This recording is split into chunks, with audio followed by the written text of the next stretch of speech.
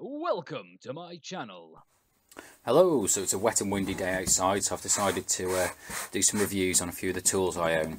Now the reason I'm doing this is whenever I buy a tool you always Google, don't you, and have a quick look and say you know, whatever, blah blah blah, part number, review, and you find these reviews normally, especially with Makita stuff, you find these reviews done by the shops that are obviously sort of sponsored and stuff, and they're the main sort of brand of drill or main brand of power tool that they supply. Now I am a bit of a Makita head, like I only buy Makita tools now, and that's just because from a complete point of ignorance and from personal experience, I find them to be absolutely superb.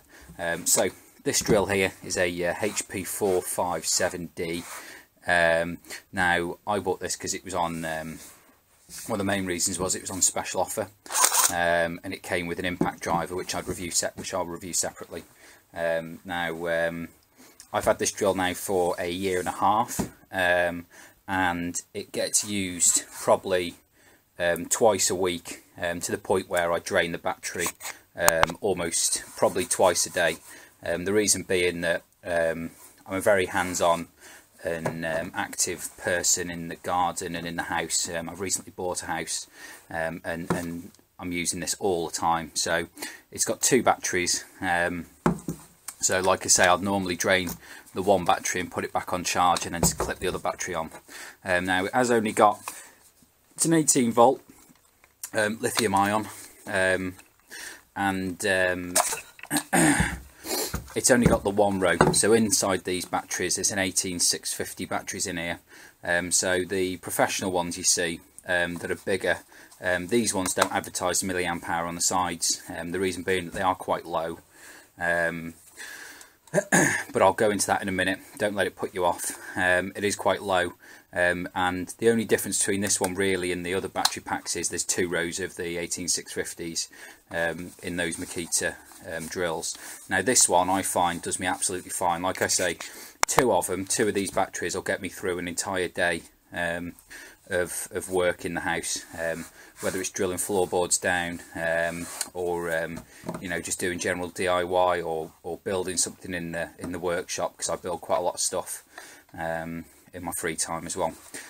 So I think it's absolutely more than ample, and I'll be completely honest with you, I'm very surprised that the battery pack's lasted as long as it has, with the amount of use it gets. If you imagine this is being charged, basically drained and charged twice a week for the past year and a bit, and it still seems to hold the same amount of charge as it did when I first got it.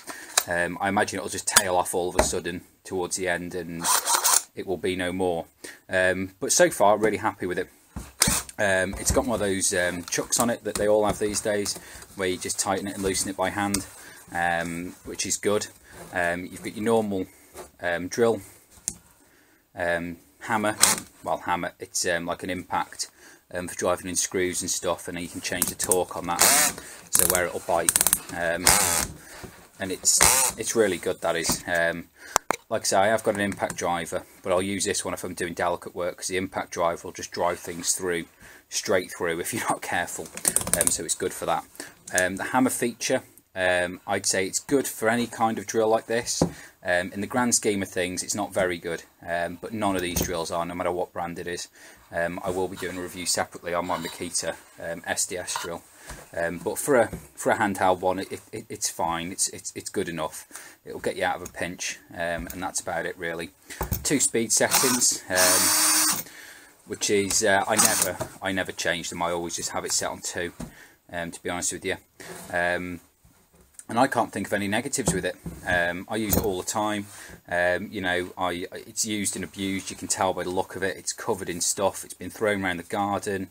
It's been dropped down the stairs a couple of times. I've been in the attic and it's fallen out. You know, it really puts up with some stick. It's been wet. It's been in the rain, all sorts, and it never misses a trick, this thing. So yeah, if you were thinking of getting one, I'd highly recommend them. You know, I'm talking from experience here as someone that's owned it for a year. So yeah, I'd recommend it. I don't think there's much else to talk about on it really.